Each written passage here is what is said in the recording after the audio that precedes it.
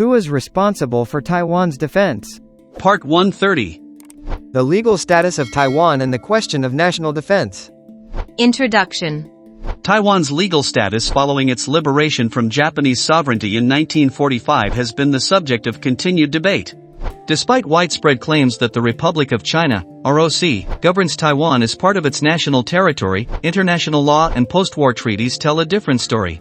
Taiwan remains separate from China, either the ROC or the PRC, and its final legal status has not been definitively resolved in the years following World War II. The key argument in this series of videos is that Taiwan's fundamental status as liberated territory under U.S. military government, USMG, jurisdiction has never been overridden, and the ROC has no legal standing as the government of Taiwan. The United States, as the legal occupier, holds responsibility for national defense, which includes personnel and equipment. Notably, the ROC's military conscription activities violate international law. Historical context. With the end of World War II in the Pacific, Taiwan's status was best described as territory liberated from Japanese sovereignty by U.S. military forces. The 1943 Cairo Declaration and the 1945 Potsdam Declaration, often cited in arguments supporting Taiwan's return to China, were non-binding statements of intent, not legally enforceable treaties. These declarations did not grant China sovereignty over Taiwan, they merely expressed the Allies' vision for the post-war order. When Japan surrendered on October 25, 1945, in Taipei, ROC forces accepted the surrender in Taiwan on behalf of the Allies, marking the beginning of a military occupation but not a transfer of sovereignty. The ROC proclaimed the date as Taiwan Retrocession Day, but this was never recognized by the international community. Indeed, under the 1907 Hague Conventions, military occupation does not equate to a transfer of sovereignty. This occupation continued past the coming into force of the San Francisco Peace Treaty, SFPT, in 1952. However, no final settlement was reached regarding Taiwan's status in later decades either. Legal framework for Taiwan's status.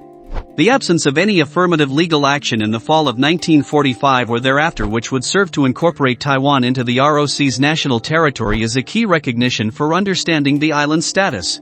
According to the ROC Constitution, Article 4 specifies the procedure for incorporating new territory into its national domain.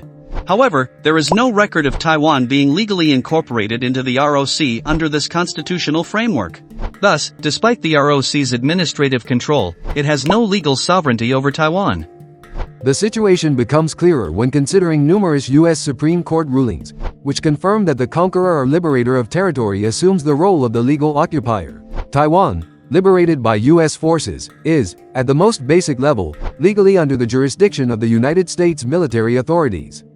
An essential point is that even officials of the People's Republic of China, PRC, have acknowledged this status. As early as November 28, 1950, a PRC representative speaking in the UN Security Council described Taiwan as U.S.-occupied territory.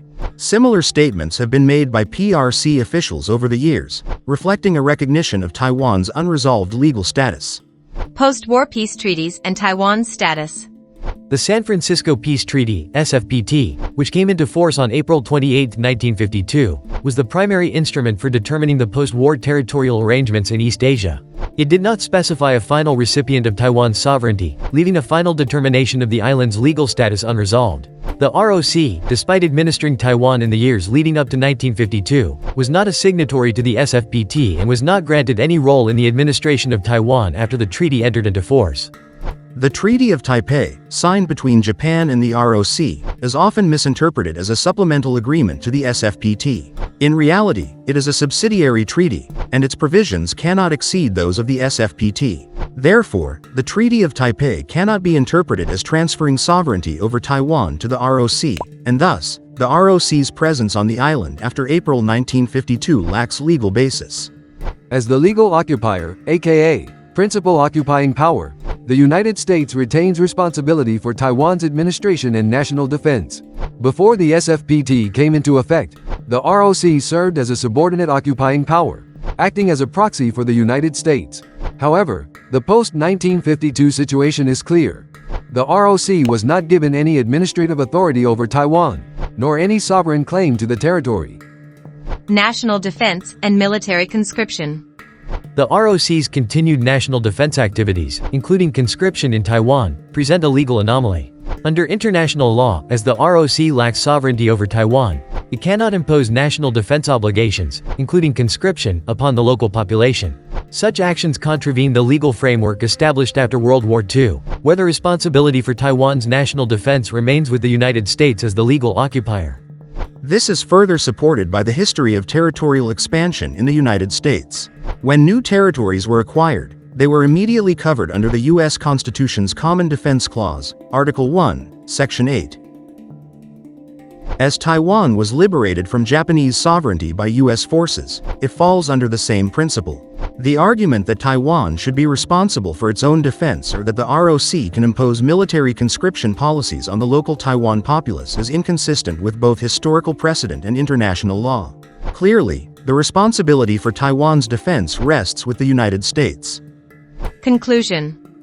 Taiwan's status as liberated territory under U.S. jurisdiction has never been altered by any post-war treaty or arrangement. The ROC's claim to Taiwan remains legally unfounded. Its establishment of an entire governmental structure on Taiwanese soil is without legal basis. In particular, its military conscription activities are in violation of international law. As the principal occupying power under the SFPT, the United States retains responsibility for Taiwan's national defense. It is time to re-examine the legal basis for Taiwan's status and address the discrepancies in how its defense responsibilities are handled in practice. The resolution of these issues is crucial for Taiwan's future and for the continued stability of the region.